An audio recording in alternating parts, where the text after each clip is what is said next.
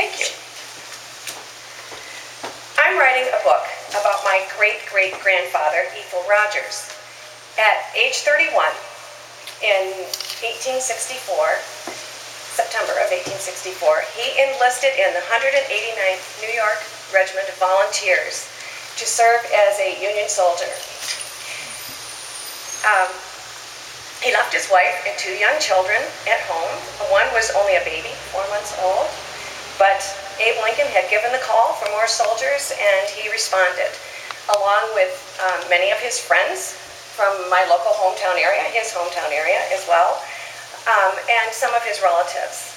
He served for 9 months until the war was over.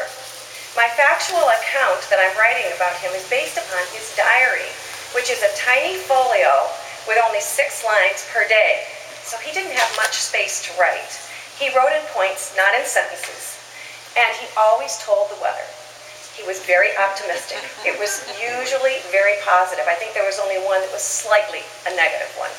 He said, clear and pleasant, rainy and pleasant, cold and pleasant. But he was a farmer, so I guess he was used to being outside.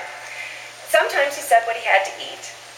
He always said if he wrote letters to somebody or who he received letters from, that was very important.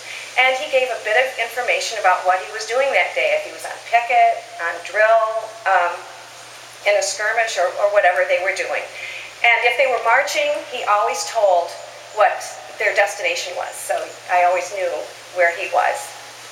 My goal in writing this book is to place him in the big picture of the Civil War.